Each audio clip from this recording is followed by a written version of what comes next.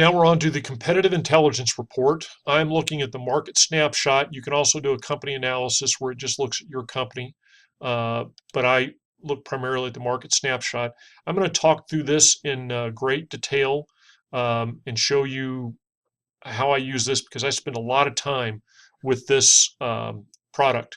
So again, I'm going to act as if I'm Team F. So I take a quick look down. You can see the average market share for the number of teams in the industry is 11.1%. So in internet, I was down to 9.6 and down to 10.1. Those are not serious losses, but I'm not real happy about losing about 25% of my market, or about not 25%, about 10% of my market share. So I'm going to be keeping an eye on that. And then I tend to come down here and say, okay, who had the market share? Well, B had a huge step out in the internet market share. Why? Oh, I see what they did. They cut their price and they went to a 3-star shoe. So by comparison, I was a 4-star shoe at $75 and they were a 3-star shoe at $60. And these stars are probably worth $2 to $3. And again, you can play with the sales forecast and get that even a little bit more precise, but I can see they really price things down. So I'm like, okay, B was one of the industry leaders. Did they just start the price war that I talked about in that first video that I don't really would prefer not to see as one of the competitors? And they really were the prime donor. Well, G over here, same thing, but notice they kind of went the opposite direction. They were $75, same as me, but they were running a 6-star shoe. So no wonder that they did well there. And so that tells me how I did in the internet segment. Okay. Now I will look down into, sorry for that phone call interruption. Now I look down into the wholesale segment. And again, I'm looking to see who had the big market share. In some cases here, what I need to do is I need to look at the retailer demand. And what I see is Team D had a lot of retailer demand, and the yellow means they weren't able to meet it. So what happened here is they priced their shoes such that a lot of people wanted to buy them, but they ran out. So they left a lot of money on the table. I see that, and because of that, you can see I picked up some additional sales from them. These are numbers you want to pay attention to. These are actually, as an industry, very good numbers. To be plus or minus 100 is really good. So we only had this one team that kind of missed it. We had a small gain from that of plus 56, but that's really not significant. So my goal here is to be plus or minus 100, and that's pretty good. So who was the big? Who had the big market share? Same thing. Well, looks like I and B. And again, D would have had they sold those shoes. So I'm going to look at B, D, and I. $36, 3-star shoe, whereas I was 48 and 4. So again, this is starting to smell like a price war. Notice that D, though, went down to 52 models. That's a pretty big cut. Don't underestimate the power of these models in your demand equation. So you can see here, in terms of demand, these two companies had almost the same demand, even though there was a $4 difference in their price and the number of the stars was the same, but 200 versus 52 models. I, 5-star, $35. Wow, really cheap. 102 models. No surprise that they had a lot of demand. Where did I finish? Well, they finished one underneath me. So they may not have been making a little bit of money. So maybe I's over here trying to start a price war. Huh. Okay. Well, we'll see what's going to happen here. And so I go down this segment by segment to understand who had the demand and why did they have the demand. So I go through this thought process. How does my shoe compare? And when I do this, I'm shifting from the why I did, and I'm starting to get into the how am I going to do better, because all I can base off of what people are likely to do in the future is the trends I see from the past.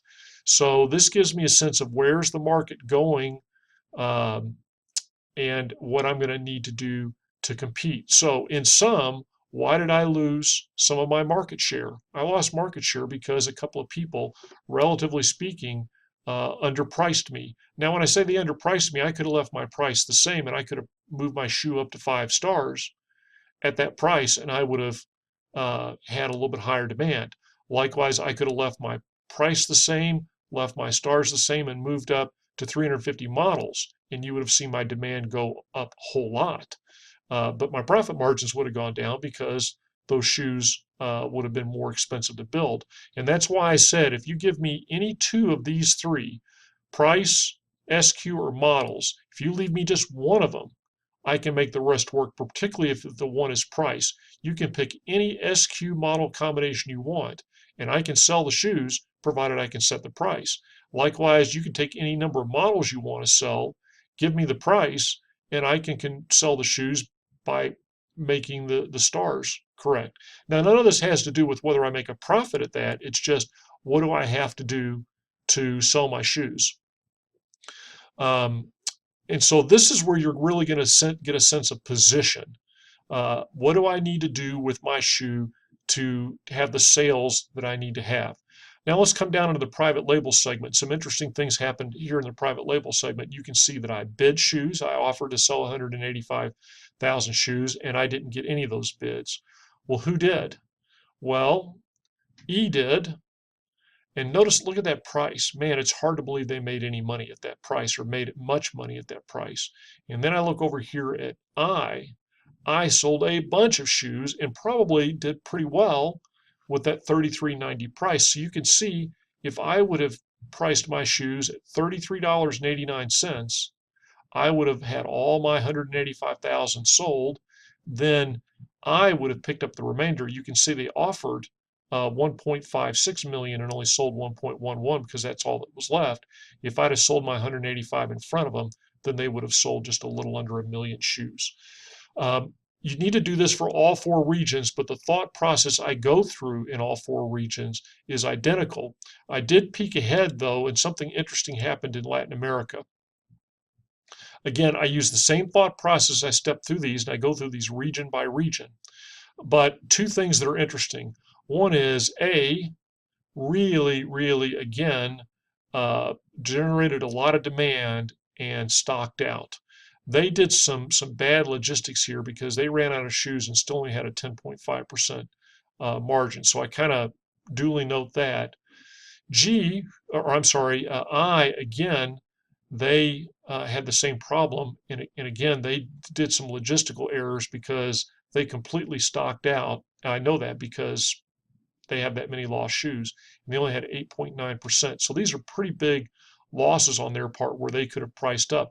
When you see somebody doing this and running out of shoes, it shows these all gains like, oh, well, man, I got lucky. I picked up those gains. It's not really a matter of getting lucky. If they would have raised their price so that they didn't have this great shortfall, if they would raise their price, then you would have seen your demand go up as well because it just looked bad in comparison to this price. Now, if this team had in fact had enough shoes there to satisfy all that, then yeah, you would have seen that instead of getting pluses, you would have probably you would have only sold what you've got up here, and you can see you would have had some market share losses. The other interesting thing is down here in the private label. Notice that 1.5 million were offered against a demand of 1.8 million, and none of the bids were accepted. And the reason for that is every bid came in above the maximum bid. Remember that the maximum bid is tied to the actual pricing that goes on in the wholesale segment. So because there were so many price cuts in the wholesale segment, then the maximum bid was lower than all of these other. I've never seen that happen before, actually. The last thing I wanted to do is show you this part of the map. This shows you product line breadth, which is number of models, price, and SQ. Don't ask me how they do a composite of price and SQ. They do. The thing I look at is the bigger the circle, the more market share you have. So this kind of shows that Team B in the Asia Pacific region, the Latin American region, was the one that has the most market share. What I really want you to remember is that this strengths and weaknesses, these are all comparative. And you may say, well, we intentionally are not offering free shipping because we think that's a good decision. Well, that's fine. You don't need to worry about that. And you can see here, for us, this is showing Team A. It's just got Team A selected up there on my instructor screen. You won't have that option. Um, it's going like, wow, I've got all these strengths. Wham, wham, wham, wham, wham. I rocked it. No, I didn't. I left money on the table because I didn't have enough shoes. So down here, it would go like, this was a great region for me. All strengths, no weaknesses. No, I messed up. I either didn't ship enough shoes to meet demand, or I priced in a way that I never had any hope of meeting demand, and I left a lot of money on the table. So don't get deluded by these strengths and weaknesses. Um, you should figure all this stuff out by looking up here, and then how it fits into your strategy will determine whether it's a strength or a weakness. The last report is the company operating report, and we'll be on to that one next.